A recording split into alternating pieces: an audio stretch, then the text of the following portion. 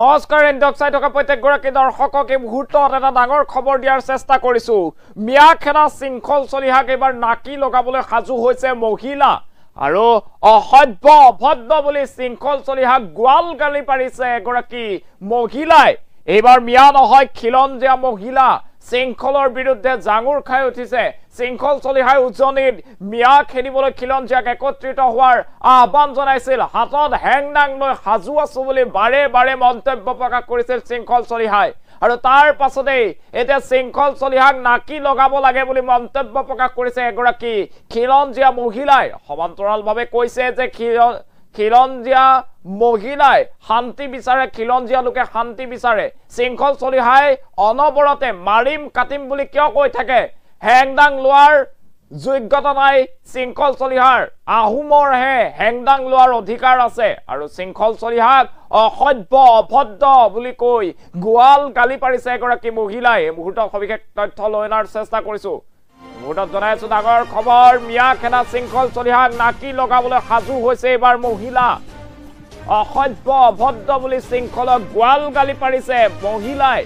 এবাৰ মিয়া নহয় খিলঞ্জীয়াই জাঙুৰ খাই উঠিছে শৃংখলৰ বিৰুদ্ধে জাঙুৰ খাই উঠিছে মহিলা হেংদাংখনক অপমান কৰিবলৈ ক'ত সাহস পালে শৃংখল চলিহাই এনেদৰে প্ৰশ্ন কৰিছে এতিয়া শৃংখল চলিহাক শৃংখলৰ বিৰুদ্ধে মহিলাক অপমান কৰাৰ অভিযোগ উত্থাপিত কৰিছে এইগৰাকী যুৱতীয়ে আৰু ছ'চিয়েল মিডিয়া যোগে আহোম যুৱতীৰ প্ৰচণ্ড খুব দেখিবলৈ পোৱা গৈছে শৃংখল চলিহাক অসভ্য অভদ্ৰ বুলি কৈ এতিয়া গোৱাল গালি পাৰিছে এগৰাকী যুৱতীয়ে ছ'চিয়েল মিডিয়া যোগে এতিয়া শৃংখল চলিহাৰ বিৰুদ্ধে গৰজি উঠিছে খিলঞ্জীয়া মহিলা শৃংখল চলিহা অসভ্য অভদ্ৰ অনবন মানুহক কাটিম মাৰিম বুলি কৈ থাকে তেওঁ নিজৰ ঘৰৰ মানুহ প্ৰথমতে কাটি লওক তাৰ পাছত বেলেগক কাটিবলৈ যাব হেংদাং অনবত কিয় হেংদাং কৈ থাকে শৃংখল চলিহাই হেংদাং লোৱাৰ অধিকাৰ অকল আহুমৰহে আছে শৃংখল চলিহাৰ অধিকাৰ নাই হেংদাং লোৱাৰ এনেদৰে মন্তব্য প্ৰকাশ কৰিছে যুৱতীয়ে আৰু শৃংখল চলিহাক অসভ্য অভদ্ৰ বুলি কৈ গালি পাৰিবলৈ আৰম্ভ কৰিছে মিয়াখেনা শৃংখল চলিহাক এতিয়া গালি পাৰিছে ছ'চিয়েল মিডিয়াত এইবাৰ মিয়া নহয় এইবাৰ দেখিবলৈ পোৱা গৈছে খিলঞ্জীয়া মহিলাই গালি পাৰিছে শৃংখল চলিহাৰ বিৰুদ্ধে প্ৰচণ্ড ক্ষোভ হাতত হেংদাং লৈ এনেদৰে মানুহ কাটিবলৈ মাৰিবলৈ যোৱাক লৈও তীব্ৰ অসন্তুষ্টি ব্যক্ত কৰিছে এইগৰাকীয়ে যুৱতীয়ে সমান্তৰালভাৱে উজনিত আমি শান্তি বিচাৰো শান্তিৰে জীয়াই থাকিব বিচাৰো এনেদৰে অসভ্যালি অভদ্ৰামি কৰিলে কোনো কাৰণত সহ্য কৰা নহ'ব বুলি কৈছে সমান্তৰালভাৱে শৃংখল চলিহাক নাকি লগাব লাগিব বুলি কৈছে এগৰাকী যুৱতীয়ে এবাৰ এইগৰাকী যুৱতীয়ে এই মুহূৰ্তত যুৱতীগৰাকীৰ মন্তব্য আছে মন্তব্য আগবঢ়াইছো শৃংখল চলিহা তেওঁ অলপ আগতে এটা নিউজ চেনেলত কোৱা দেখিলো যে আমি কি খাৰু পিন্ধি আছো নেকি খাৰু পিন্ধে মহিলাসকলক কি তেওঁ দুৰ্বল বুলি সমাজত প্ৰতিষ্ঠা কৰিব বিচাৰিছে নেকি এটা কথা মনত ৰাখিব এইখন অসমতে কনকলতা ভোগেশ্বৰী ফুকননী জয়মতী কুঁৱৰী আদিৰ দৰে বীৰাংগনাৰ জন্ম হৈ গৈছে সেইসকল মহিলাক আপুনি অপমান কৰাৰ অধিকাৰ নাই কাটিবলৈ মন গৈ থাকে প্ৰথম আপুনি আপোনাৰ ঘৰৰ কাৰোবাক কাটক মাৰক নহলে নিজকে কাটি লওক নিজকে মাৰি লওক অসমত নাভাবিব যে অকল আপুনিয়ে জীয়াই আছে অভদ্ৰ আপোনাৰ লিখা অসভ্য বৰ্বৰ খনি হেংদাং শব্দটো এই হেংদাং শব্দটো আপোনাৰ মুখৰ পৰা সোনকালে আঁতৰক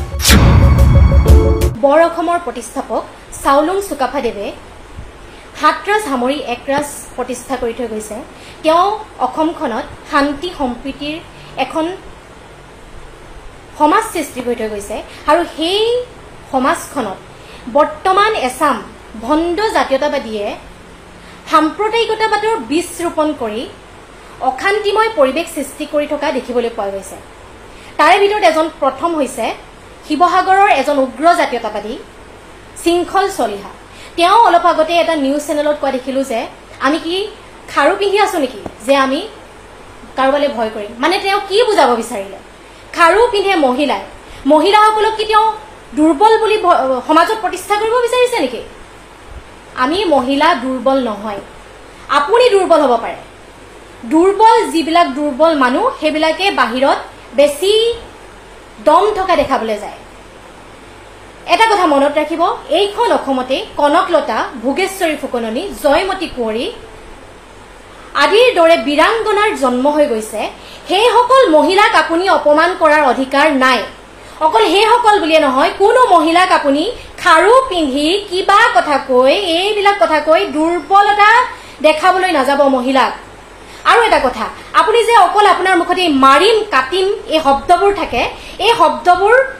অন্তত মুখৰ পৰা নাইকিয়া কৰক। আপোনাৰ যদি ইমানেই মাৰিম কাটিম কাটিবলৈ মন গৈ থাকে, প্ৰথম আপুনি আপোনাৰ ঘৰৰ কাৰোবাক কাটক, মাৰক, নহলে নিজকে কাটি লওক, নিজকে মাৰি লওক।